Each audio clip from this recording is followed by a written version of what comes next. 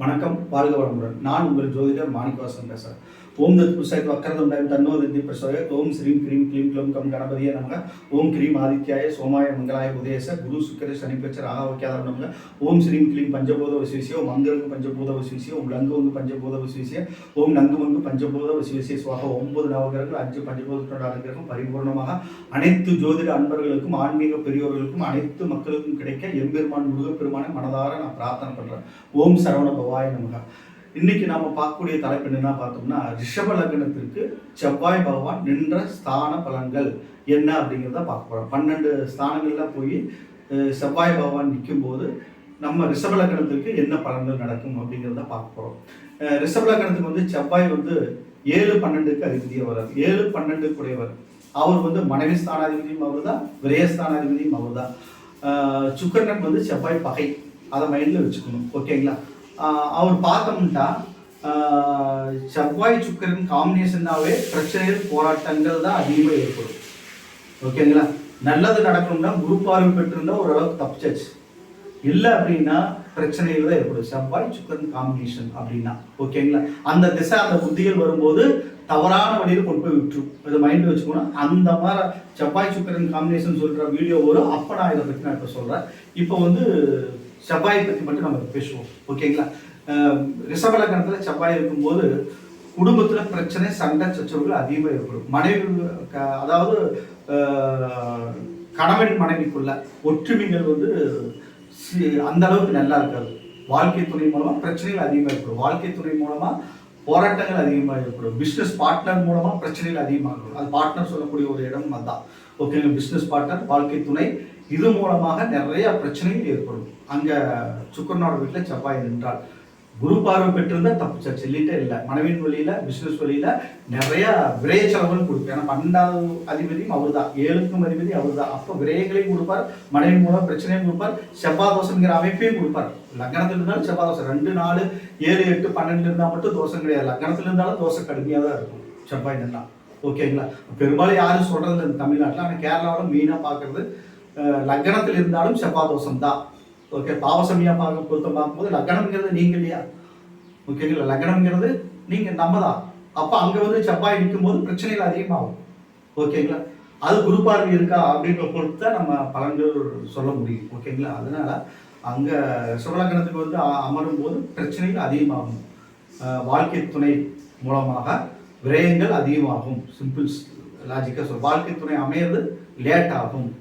ஓகேங்களா? அதுக்கு தான் பொருத்தம் பார்த்தா நம்ம பண்ணணும். 2ஆம் இடம் புதனோட வீடு, அது கஷ்டம்தான். ஓகேங்களா? 12 கூடையவன் 2ஆம் இடம், 7 கூடையவன் 2ஆம் இடம். குடும்பம் அமைகிறது, குடும்பத்தில் கணவன் மனைவிக்குள்ள பிரச்சனை, சண்டை சச்சரவு, இதெல்லாம் பிரச்சனைகள் அதிகமாக ஏற்படும். ஓகேங்களா? பிரபல விரயங்கள், சம்பாதிக்கிறது பூரா விரயங்கள் ஆகும். 12 கூடையவர் இல்லையா? அங்கே பார்த்தோம்னா சம்பாதிக்கிற காசு எல்லாம் விரய செலவுகள் அதிகமாகிட்டே இருக்கும். ஓகேங்களா? முருகன் வழிபாட்டை மெயினாக வச்சுக்கணும். செவ்வாய் திசை, செவ்வாய் புத்தி, செவ்வாய் அந்தரா இது மாதிரிலாம் வருது அப்படின்னா முருகப்பெருமானை போய் சரணடைஞ்சிடணும். அவ்வளோதான், சிம்பிள் லாஜிக். ஓகேங்களா?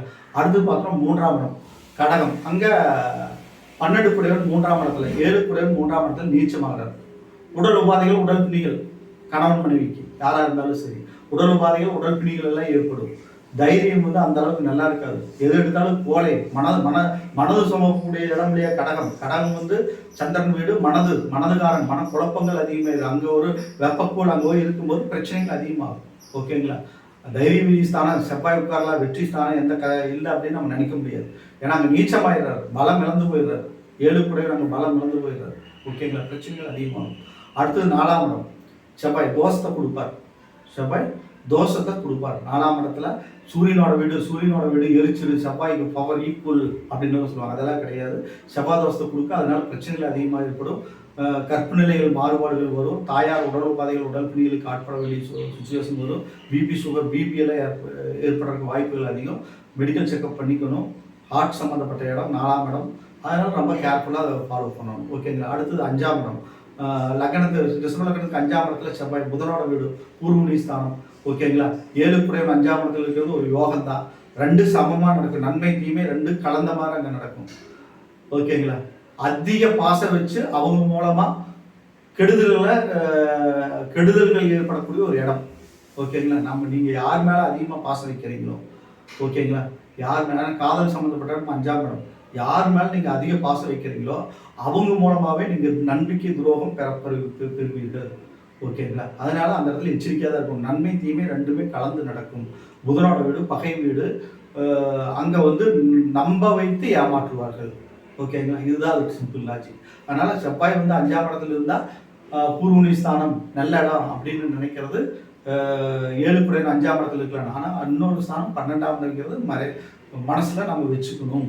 ஓகேங்களா. விரயங்கள் ஏற்படும். நீங்கள் எது மேலே பாசம் அதிகமாக வைக்கிறீங்களோ அதெல்லாம் விரயங்கள். புத்திரர்கள் வழியில் பாசம் வைக்கிறீங்களோ அதெல்லாம் உங்களுக்கு மன கஷ்டத்தை தரும். புத்திரர்கள் மேலே அதிக பாசம் வச்சிங்கன்னா அது மன கஷ்டத்தை கொடுக்கும், பிரச்சனை பிரிவினைகளை கொடுக்கும். ஓகேங்களா. அதனால் அது 100% இப்போ புத்திரர்களுக்காக செலவுகள் அதிகமாக செய்வீங்க. ஓகேங்களா. புத்திர ஸ்தானாதிபதி நல்ல பொசிஷன்ல இருந்தால் தப்பிச்சிங்க, இல்லை அப்படின்னா பிரச்சனை. அதே மாதிரி மனைவி ஸ்தானாதிபதி நல்ல பொசிஷன்ல இருந்தால் தப்பிச்சிங்க. அவரே மனைவி ஸ்தானாதிபதியே வர்றாரு. அவர் அந்த இடத்துல இருக்கும்போது என்ன வேணும், மனைவி மூலமாக அதிகம் பாசம் வச்சு பிரபலங்களை சந்திப்பீங்க. ஓகேங்களா. அதனால ரொம்ப கேர்ஃபுல்லாக இருங்க. ஓகேங்களா. அடுத்தது பார்த்தோம்னா 6ஆம் இடம் சுக்கரனோட வீடு. 6ஆம் இடம் சுக்கரனோட வீடு. இங்கே வந்து பார்த்தோம்னா அவர் இருக்கும்போது 12 குடையவன் 6ஆம் இடம், 7 குடையவன் மனைவியின் மூலமாக கருத்து வேறுகள், பிரச்சனை, சண்டை, சச்சரவு, போராட்டம் இது மாதிரிலாம் நடக்கும். அவர் அங்கே போயிருக்கும்போது 12ஆம் இடம் இருக்கும்போது விபரீத ராஜயோகிற அமைப்புகளும் போது சில நன்மைகள் நடக்கும். ஆனால் சுக்கரனோட வீட்டில் அவர் நிற்கிறதே கஷ்டம்தான். சுக்கரனோட வீட்டில் நிற்கக்கூடாது. புதனோட வீடு சுக்கரனோட வீட்லையெல்லாம் அவர் நின்னார்னா நம்மளுக்கு வந்து பிரச்சனைகள் அதிகமாகும். ஓகேங்களா. பார்த்து ஓகேங்களா. அடுத்தது பார்த்தோம்னா 7ஆம் இடம் செவ்வாய் தன்னுடைய சொந்த வீட்டில் வர்றாரு. இது நற்பலன்கள் நடக்கும். ஓகேங்களா.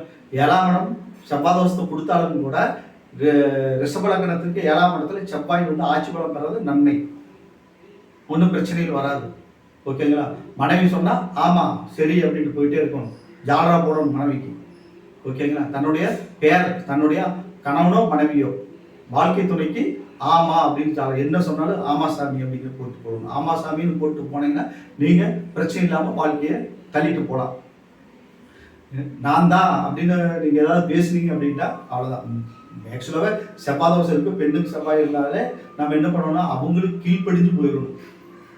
புரியுதுங்களா. கீழ்ப்படிஞ்சு போயிடும். அது வேகம், ஸ்பீடு, கோவம் அதிகமாக வரும். அப்போ என்ன பண்ணணும், அவங்க சொல்கிறத செவ்வாய் தோசைக்கு முன்னவர்கள் சொல்கிறத நம்ம வந்து ஆமாம் சரி சரிட்டு போயிட்டே இருந்தீங்கன்னா திரளான சொத்துக்கள் சேரும். திரளான சொத்துக்கள் சேரும், நல்லது நடக்கும். முருகன் வழிபாட்டை வச்சுக்கிட்டீங்கன்னா இது ஒரு சிம்பிள் ஒரு தந்திர வழிபாடுங்கிற மாதிரி நம்ம வச்சுக்கலாம். ஓகேங்களா. ஆமாம் சரிங்க தன்னுடைய ஃபேருக்கு வந்து சரின்னு சொல்லிட்டு போயிட்டே இருக்கணும். அந்த 7ஆம் இடத்துல விருச்சிகத்தில் செவ்வாய் இருந்தால் உஷ்ணம் கோபம் தன்னுடைய கண்ட்ரோலுக்குள்ளே வச்சுருக்கணும்னு நினைப்பாங்க. ஓகேங்களா. அடுத்தது பார்த்தோம்னா ரிஷபலக்கணத்துக்கு 8ஆம் இடம் குருவோட வீடு, நட்பு வீடு. ஆனால் அங்கே தோஷத்தை கொடுக்குறாரு. ஓகேங்களா. தோஷத்தை கொடுக்குறாரு. குரு பார்வை பெற்றிருந்தால் பிரச்சனை இல்லை.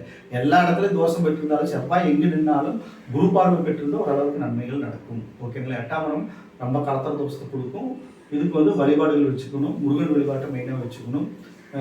பள்ளிமலை முருகனை தரிசனம் பண்ணுறது மிகப்பெரிய ஒரு பலனை தரும். ஓகேங்களா. பள்ளிமலை முருகன், செவ்வாய் வைத்தீஸ்வரன் கோயில், இதெல்லாம் நான் வழிபாடுகள்ங்கிற இடத்துல நான் சொல்லியிருக்கிறேன். ஒவ்வொரு கிரகத்தினோட பலன்களும் பலன் தரும் பரிகாரங்களும் அப்படிங்கிற வரிசையில் நான் ஒரு வீடியோவில் எல்லாமே ஒவ்வொரு கிரகம் தரக்கூடிய பலன்களும் பலன் தரும் பரிகாரங்களும் அப்படின்னு சொல்லி 9-10 கிரகத்துக்கு சேர்த்து சொல்லியிருக்கிறேன். மாந்தியும் சேர்த்து சொல்லியிருக்கிறேன். ஓகேங்களா. அதில் நீங்கள் பார்த்தீங்கன்னா தெளிவாக தெரியும் என்ன பரிகாரங்கள் செய்யணும் அப்படின்ட்டு. ஓகேங்களா. அடுத்தது பார்த்தோம்னா 10ஆம் இடம் ரிஷப லக்னத்திற்கு 9ஆம் இடம் பாக்கிஸ்தான். பாகிஸ்தானத்தில் செவ்வாய் வந்து அங்கே உச்சமாகிறார். சகல பாக்கியங்களும் கிடைக்கும்.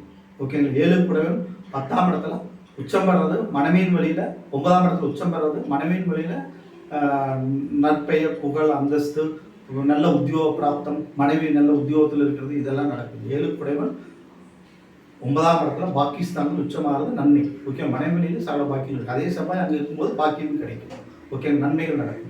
அடுத்து பார்த்தோம்னா 10ஆம் இடம் தொழில் ஸ்தானம். அங்கே வந்து பார்த்தோம்னா செவ்வாய் அமர்றது வந்து ஒரு மீடியமான பலாபலன்கள் தரும்.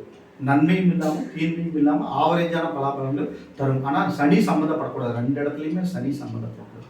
சனி சம்மந்தப்பட்டால் சில யோகங்கள் நடக்கும்.